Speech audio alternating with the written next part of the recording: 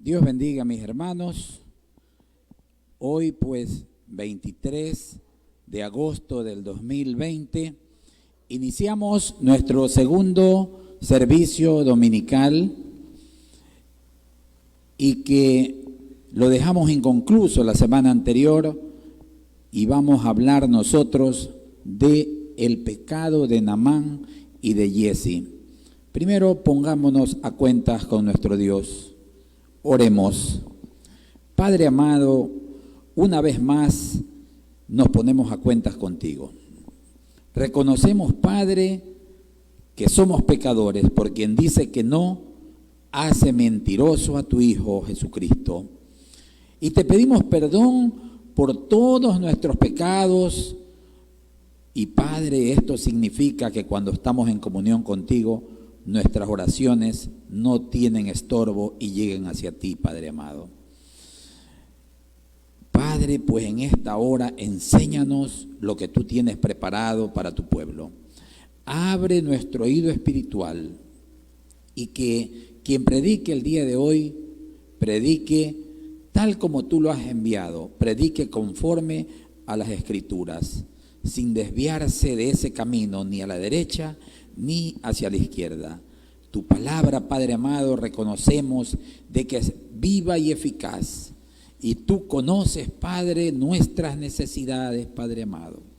Oh Padre, que tu unción inunde en esta mañana a todos y cada uno de los hermanos que están aquí en nuestra iglesia, Altar Cristiano de Oración, y también a todos los hermanos y amigos que se encuentran a través del internet, para de esta manera que tu palabra llegue a ese oído espiritual.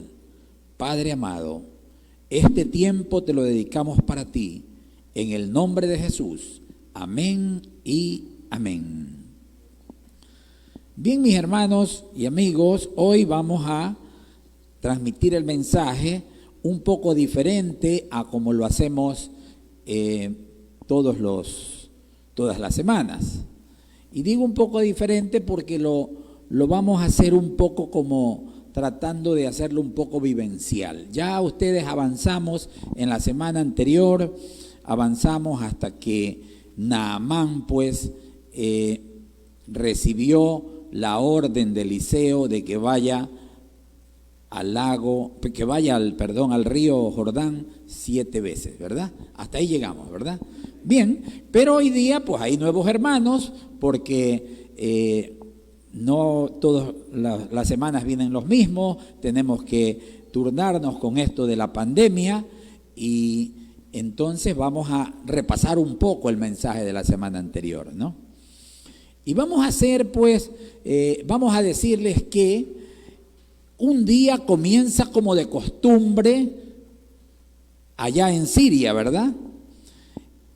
Apenas hay un varón que se levanta de su cama y sus sirvientes están esperando que él se levante. ¿Para qué? Para ayudarlo a vestirse.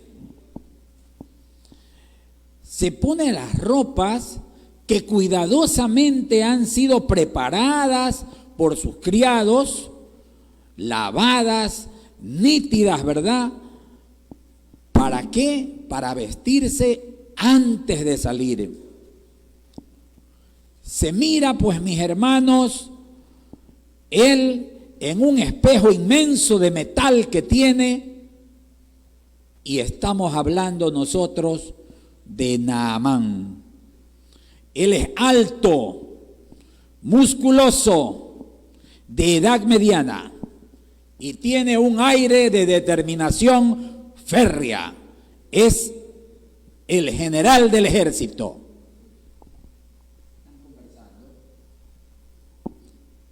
Se pone Naamán su casco de bronce que relumbra en el sol de la mañana de Damasco. Sus ropas son de colores vivos, esos colores del ejército sirio.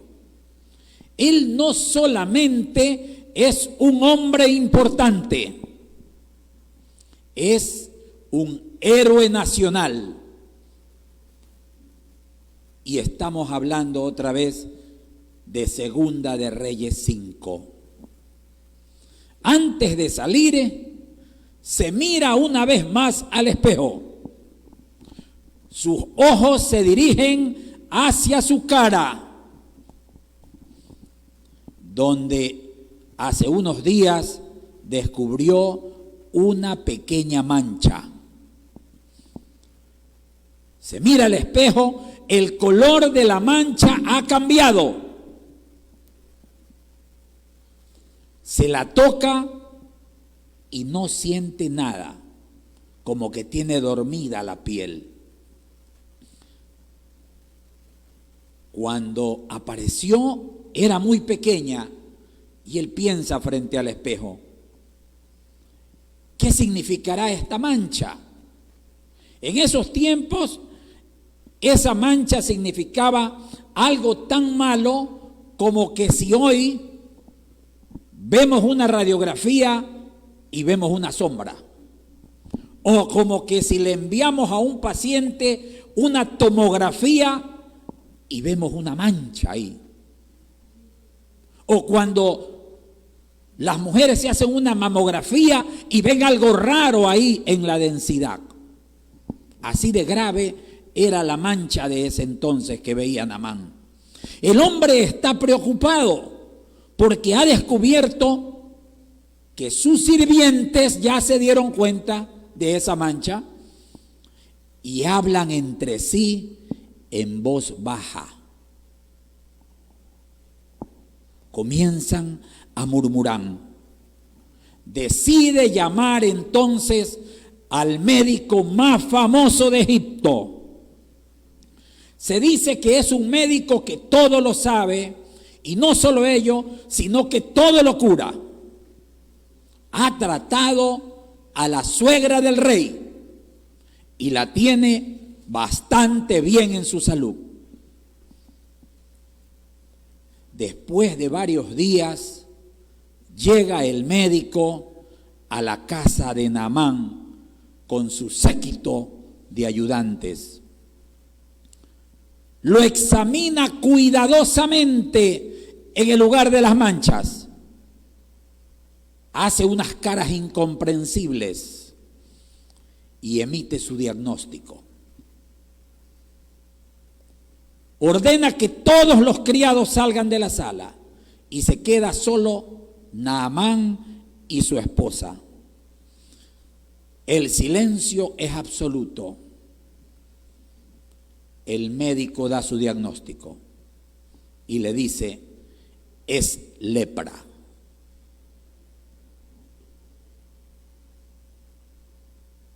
El general empalidece ante esa noticia. Rápidamente vienen a su mente los rostros desfigurados de los leprosos, sus manos mutiladas, sus orejas dañadas y, lo que es peor, el trato que reciben los leprosos en esa época. Aquella noche el general hace algo que no es habitual para él. Pide que le traigan una copa de vino. Se toma una copa y pide otra y otra y otra. Se levanta con dificultad y se dirige a su lecho. Pero aunque ha bebido mucho, no puede conciliar el sueño. A la mañana se decide buscar una segunda opinión. Puede que el médico famoso se haya equivocado. Decide buscar una segunda opinión. Llama a otro médico también muy famoso y que es especializado en problemas de salud difíciles. Pero mis hermanos, amigos, el diagnóstico es el mismo. Naamán, general del ejército, jefe del ejército de Siria, es un hombre muy importante delante de su rey. El Señor ha librado a Siria. El hombre es un guerrero valiente y ustedes lo pueden encontrar en Segunda de Reyes 5:1. Este hombre guerrero valiente tiene un sinnúmero de buenas cualidades. Y decíamos en la prédica anterior, llega la palabra pero. Es valiente, pero tiene lepra. Este es nuestro primer personaje en esta historia de Eliseo. ¿Cuál es el segundo personaje? El segundo personaje es una jovencita. Una jovencita que no ha tenido la vida fácil como la de los reyes. Ella se crió en una zona de guerras permanentes. Es decir, que desde muy pequeña sabe lo que significa la guerra. Ha visto cuerpos muertos de familiares, de amigos, de gente desconocida.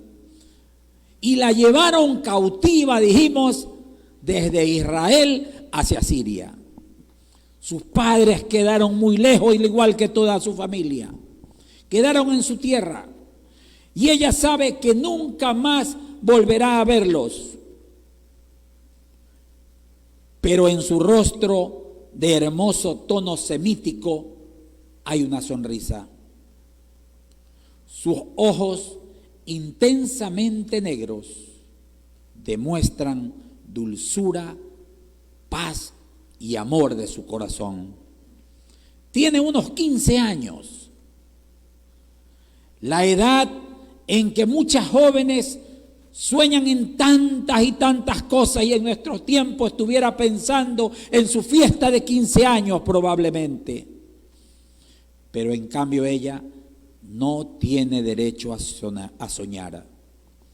Ella pertenece a esa clase de personas que nacieron para trabajar fuertemente y sin mucha recompensa. No es una pobre empleada. Es menos que eso, es una esclava, pero no camina como esclava, sino como una princesa.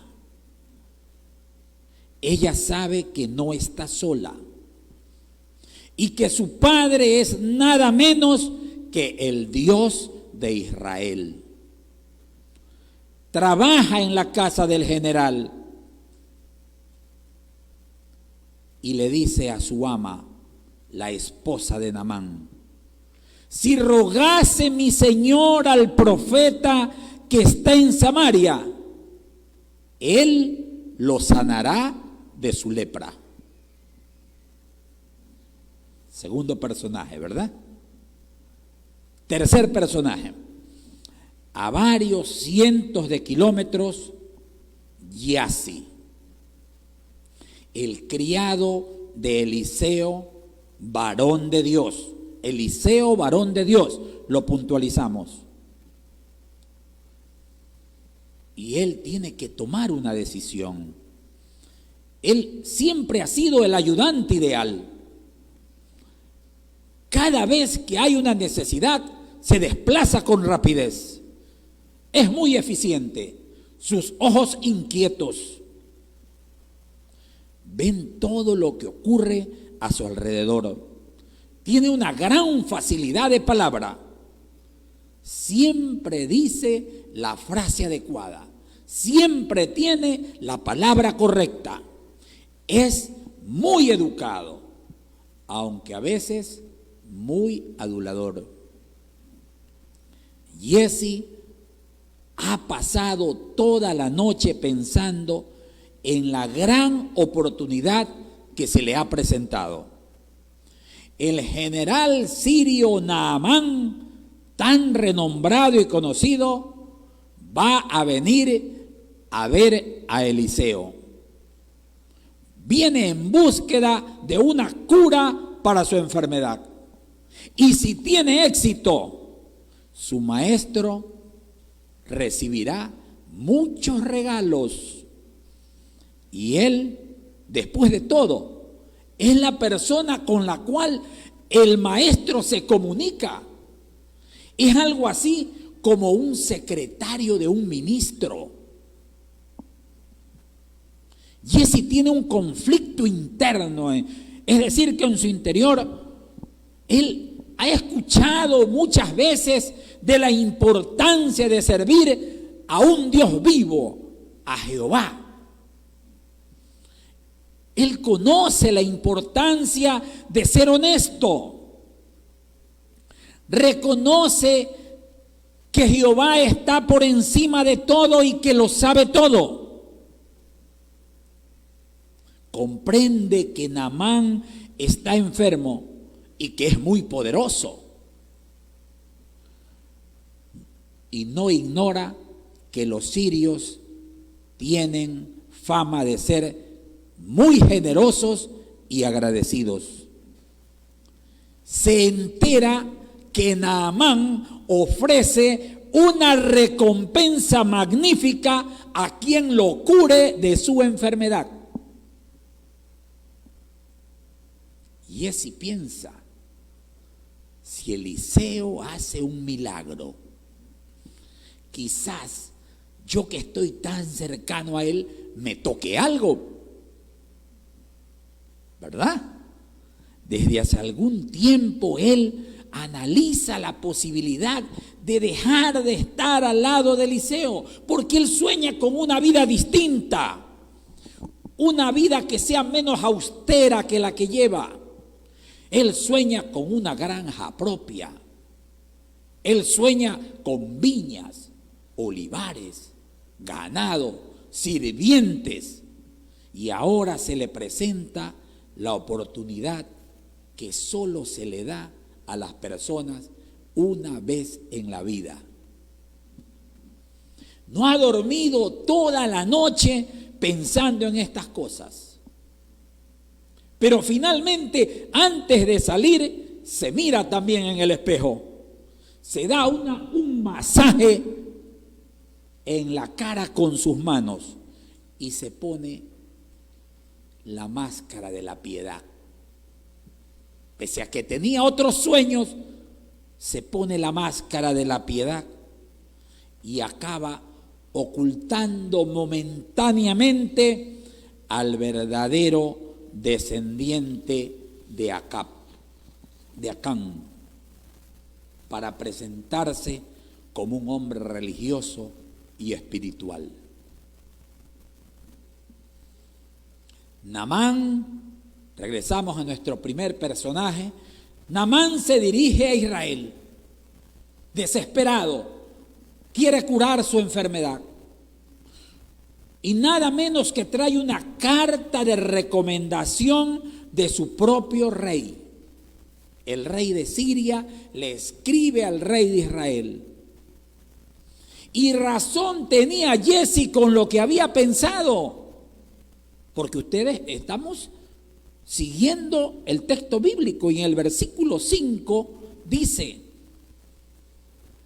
lleva consigo unos 10 talentos de plata, 6,000 piezas de oro y 10 vestidos nuevos. Imagínense, solo en plata llevaba más de $300,000 a moneda actual, sin contar los siclos y las piezas de oro que llevaba. Es decir, que ha de haber llevado, calculo yo, como $1,000,000. Cuando Naamán llega por fin a la casa de Eliseo, con todos sus carros, no a motor, pues, sino carruajes manejados por sus caballos, seguramente, ¿verdad? Llega con sus séquitos y ayudantes. Jesse piensa y dice: ha llegado la hora de mi oportunidad. Buenos días, dice Naamán. Naamán capaz que ni dijo, pero los séquitos de él seguramente. Y sale Giezi: ¿en qué puedo servir, mis señores? Venimos con mi general. Señor general, tenga cuidado. Cuidado, general. Cuidado, vaya a ser que se tropiece, mi general. Por ahí no, suba las escaleras tranquilo, mi general. ¿En qué puedo servirle? Responden sus ayudantes y dicen: nuestro jefe quiere ver al profeta. Lo siento, responde Giezi, con voz fingida y tratando de demostrar pena. El profeta Eliseo no está para nadie, ni siquiera para el rey de Israel.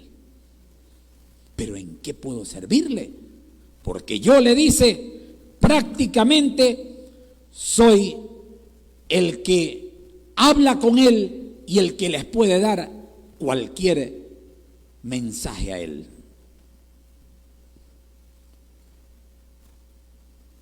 ¿Podría preguntarle usted al profeta si puede atender al general Naamán, que viene recomendado del rey de Siria? ¿Cómo no? Enseguida voy a ver a mi maestro, dice Giezi, y entra a la casa. Mas el varón de Dios, que hemos dicho que es Eliseo, no lo recibe y les envía simplemente un mensaje que le dice: ve, lávate 7 veces en el Jordán y tu carne se te restaurará y serás limpio.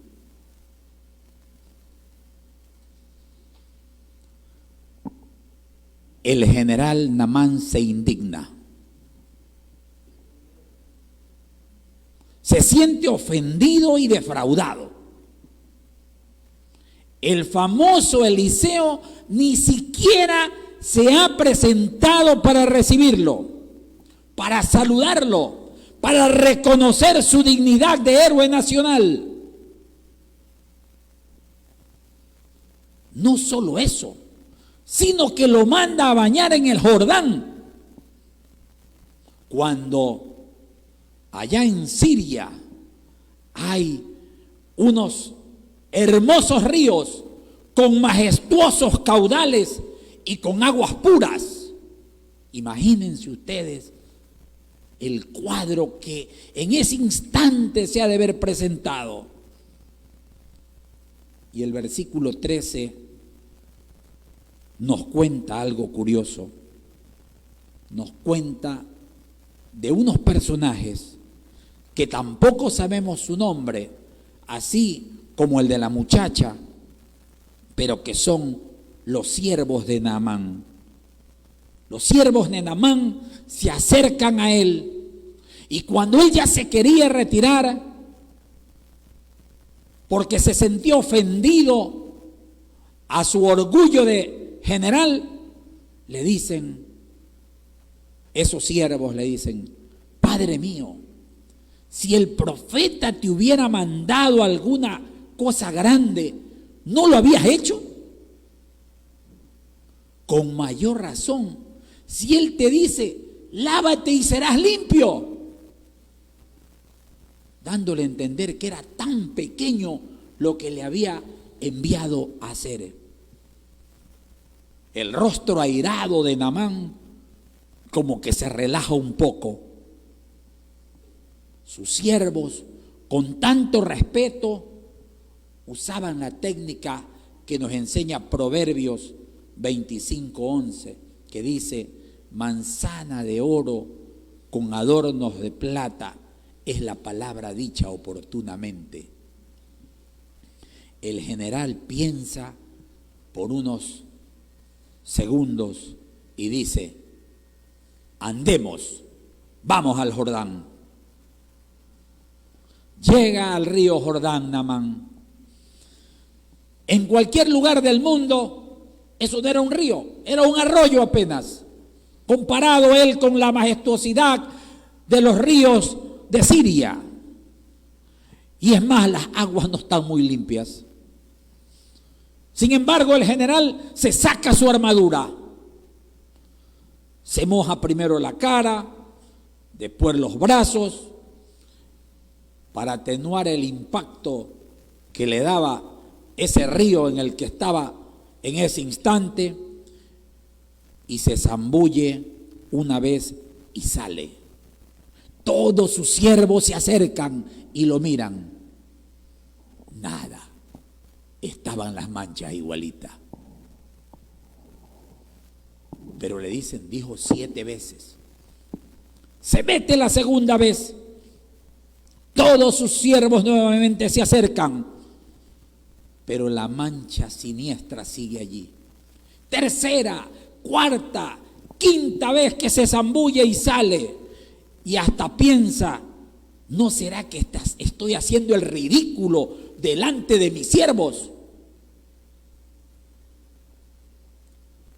Pero estos siervos sin nombre le dicen, una vez más, mi general, una vez más, dijo 7. Cuando Naamán se mete por 7ª ocasión, sale del agua, todos sus siervos se acercan y ven que la piel de él está perfecta. Unos saltan, otros gritan, ¡viva, viva el general! Alguno hasta se arrodilla y le da gracias a Dios. La carne de Naamán, dice el versículo 14, se volvió tan sana como la carne de un niño pequeño.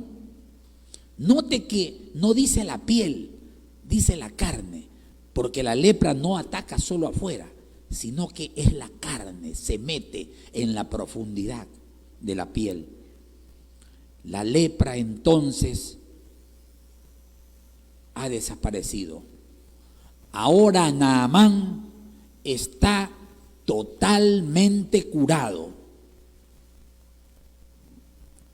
Sube al carro, echa una mirada más a ese río Jordán al que él había despreciado y se da cuenta que en ese arroyuelo corre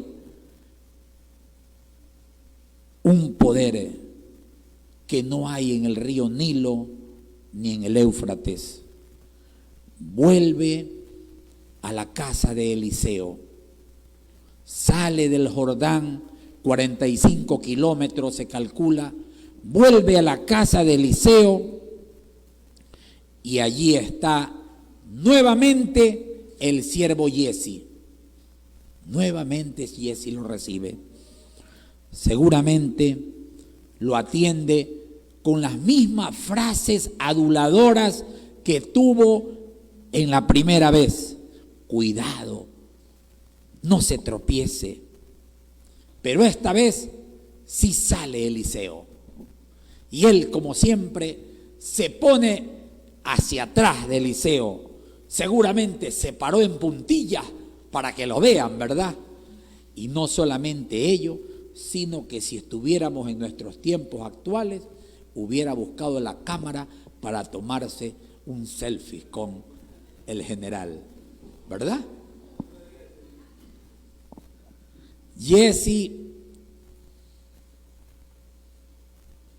hace cortina a las palabras de Eliseo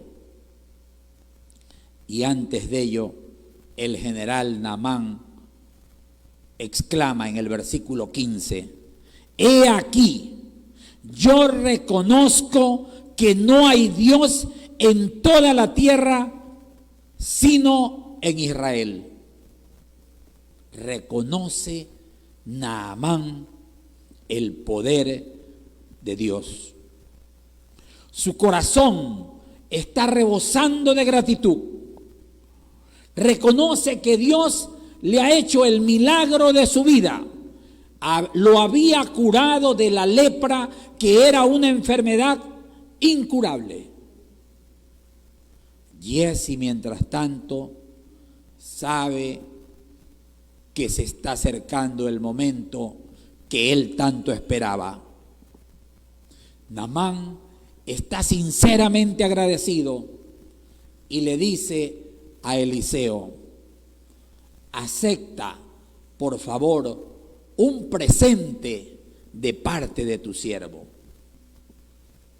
Naamán se da cuenta de que él, con toda la autoridad militar que tenía, no tenía el poder del profeta Eliseo. El profeta Eliseo, profeta de Dios, responde: vive el Señor a quien sirvo, no aceptaré nada. Versículo 16. Giezi, ¿cómo? Hace una muesca de dolor con lo que había dicho Eliseo. Cierra los ojos y ha de haber dicho en su interior: ¡qué tonto que es el profeta! ¿Cómo no le va a aceptar? Y es que Eliseo sabe que del Señor es la tierra y su plenitud, y el mundo y los que le habitan. Él es el dueño de todo. Él no necesita de nada. Una vez más, Naamán agradece y repite su oferta. Le insiste, pero Eliseo hace un gesto terminante. La respuesta es: vive Jehová en cuya presencia estoy, no aceptaré ninguna recompensa. Naamán le pide una carga de tierra, de esa tierra de Israel. Quiere unas bolsas de esa tierra que está pisando, porque sabe que es distinta y única. Se yergue con voz fuerte y dice: nunca más voy a volver a ofrecer sacrificio ni holocausto a otros dioses, sino solo a Jehová. Pero piensa un momento y se da cuenta de que por sus obligaciones militares va a tener situaciones difíciles en su vida. Acaba de decir que nunca más va a ofrecer holocausto. Una nueva oportunidad. Piensa en su interior: hay tantas cosas que yo hubiera podido obtener con ese dinero. Siempre he soñado con tener una casa propia, con lo que decíamos en antes, con sus viñas. La verdad, recapacita y dice: la vida con este profeta es difícil. No hay muchas diversiones ni entretenimientos. Las comidas con el profeta son siempre sencillas. Él soñaba en caviar, en ravioles, en pops. Las ropas que empleo yo son las más comunes. Y él pensaba en Tommy, en Fendi, en Hermes. Los zapatos que uso son alpargatas, pero él soñaba en Nike, en Adidas, en Reebok. Todo eso se le viene a la mente. Tiene una lucha tremenda en su corazón, como la que tuvo cuando leemos el joven rico, a quien Jesús le dijo que vendiera todo lo que tenía y que lo diera a los pobres, ¿verdad? No. Giezi no resiste la tentación y se decide y corre tras Naamán. Lo que no sabe es que se apresura su ruina total.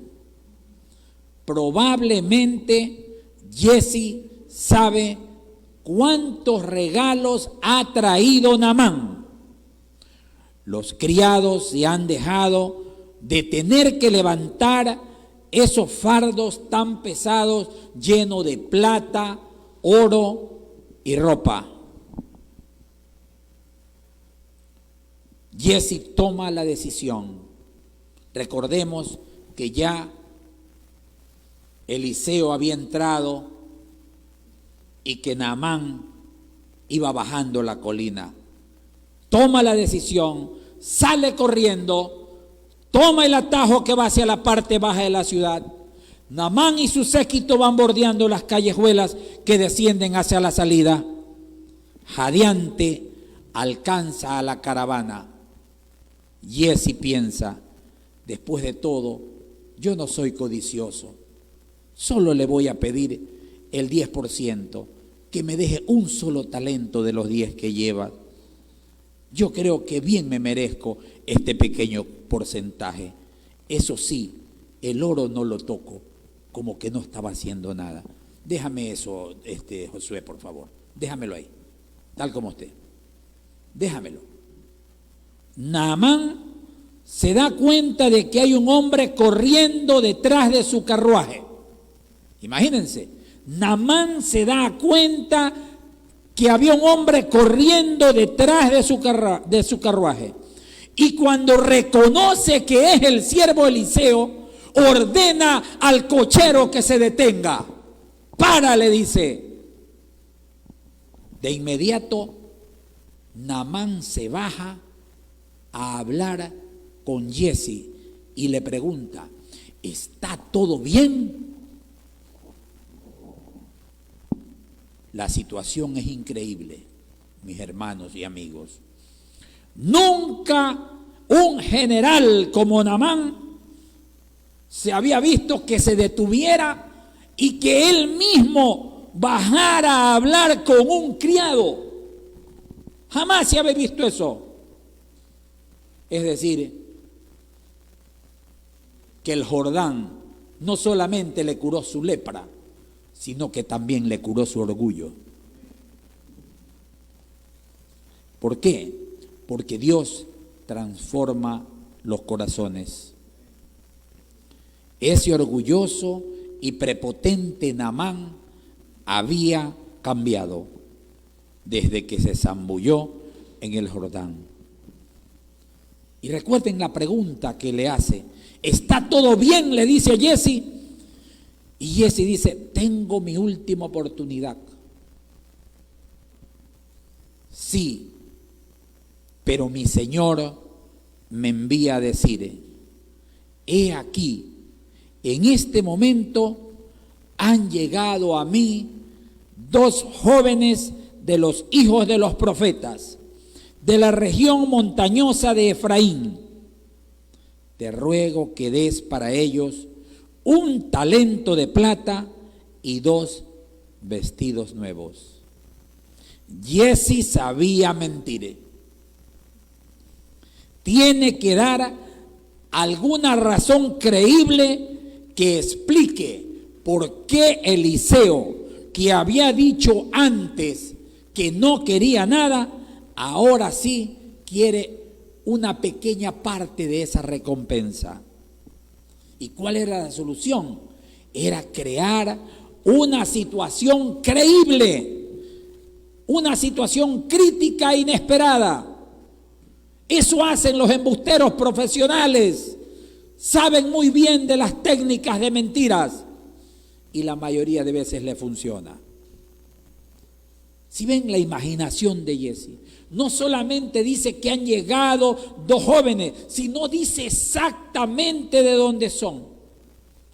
Giezi está cometiendo un grave pecado. Está poniendo una piedra de tropiezo a un hermano débil.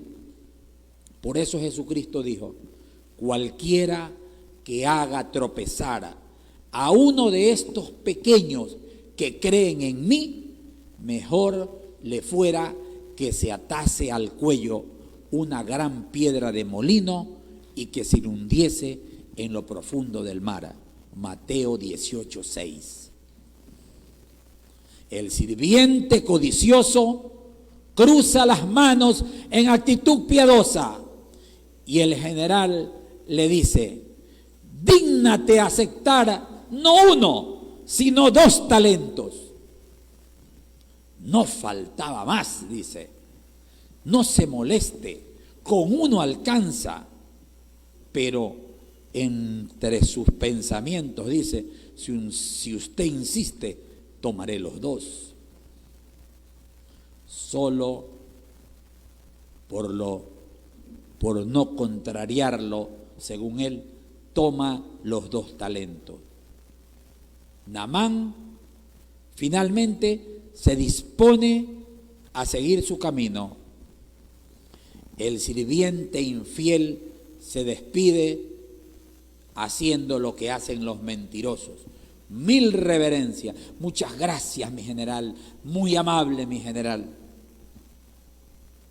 En el versículo 24 dice, cuando llegaron a la colina, él los tomó de sus manos y los guardó en casa.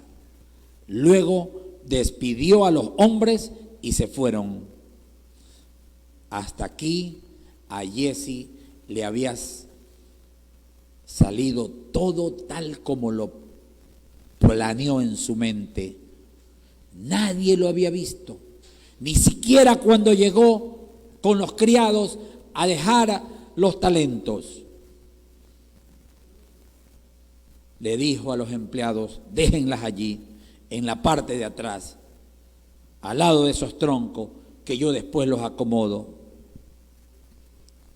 Jesse entra a la casa y se encuentra con Eliseo. ¿De dónde vienes, Jesse?, le pregunta Eliseo. Jesse, como todo desvergonzado, ha aprendido a mentir sin enrojecerse siquiera. Yo, responde, de ningún lado. Estuve toda la mañana aquí, paradito como un soldado. Tu siervo no ha ido a ninguna parte. Y luego, con voz penosa y firme, Eliseo le dice, ¿no estuvo allí mi corazón cuando el hombre volvió de su carro a tu encuentro? ¿Es esta la ocasión de aceptar dinero o de aceptar ropa, olivares, viñas, ovejas, vacas, siervos y siervas? Eliseo era un profeta de Dios, lo había visto todo. Y no solo eso, sino que había leído el pensamiento de Jesse y sabe que estas son las cosas que él va a comprar con el dinero de Naamán: olivares, viñas, siervos, siervas. Nos recuerda las palabras de Jesús al rico insensato: necio, esta noche vienen a pedir tu alma, y lo que has provisto, ¿para quién será? Eso lo encontramos en Lucas 12:20. Pero aquí no termina todo. Jesse había tenido el privilegio de ver cerca a Eliseo, varón de Dios. Había tenido la oportunidad de ver los milagros de Dios. Había sido instruido en la palabra. Por tanto, su responsabilidad es mayor. Y esa prerrogativa se relaciona con la dimensión de su castigo. Versículo 27. Por tanto, la lepra de Naamán se pegará a ti y a tus descendientes para siempre. Entonces Jesse salió de su presencia, leproso, blanco como la nieve. Qué caro que le ha costado a Jesse esa fortuna. Mis hermanos, la experiencia de Jesse tiene una importante enseñanza para nosotros. El amor y el apego que le tenemos a los bienes terrenales nos pueden llevar a nuestra propia ruina. Mentir, obtenerlos, como dice el vulgo, por la izquierda. no obtenerlos con el sudor de nuestra frente. ¿Cuántos de nosotros no llegamos a donde podríamos arribar por el amor a lo que el mundo nos ofrece?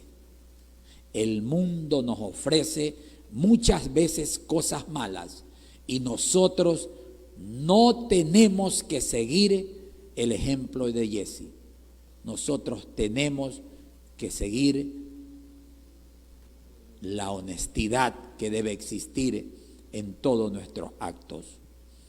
Al terminar esta historia, vemos cómo Dios usó a la que menos se pensaba, a la más humilde, a la esclava, a la criada, una mujer que había sufrido en su temprana edad, fue raptada, fue llevada desde Israel hacia Siria, fue alejada de su familia, pero ella seguía confiando en Dios. Y Dios la usa a ella, porque uno puede ser bendición para muchos, y ella fue una bendición para Naamán. Naamán, otro de los personajes de esta historia, hombre orgulloso e incrédulo, se ha convertido. Vemos cómo en la historia cree en Dios y ha aprendido algo sobre la humildad. Deja su orgullo. Hemos dicho que Dios no quiere que nosotros seamos orgullosos. Y por último, Jesse, el hombre que parecía muy religioso, muy prometedor, ha sido en esta historia castigado severamente. Después vamos a seguir nosotros, hermanos, analizando Segunda de Reyes 6, 7, 8. No hay una continuidad, pero vemos de que aparentemente Jesse es perdonado, porque eso lo vemos en otros capítulos de esta Segunda de Reyes. La jovencita sierva de Naamán, esta mujer, esta muchacha de la que no hay su nombre siquiera en la Biblia, porque no da su nombre, quizás siguió trabajando como sierva en la casa de Naamán. Pero yo creo que no nos queda a nosotros ninguna duda de que de allí en adelante el general y su esposa no la han de haber seguido tratando más como una esclava. Ella les había indicado el camino para ser sanado. Pero ahora él sabe que la criada, que la esclava es su hermana en la fe. Y que Cristo no hace acepción de persona. Es su hermana en la fe. Y entonces ahora ambos aman, temen y adoran y sirven al mismo Dios, al Señor de los ejércitos. Dios lo bendiga, mis hermanos. Este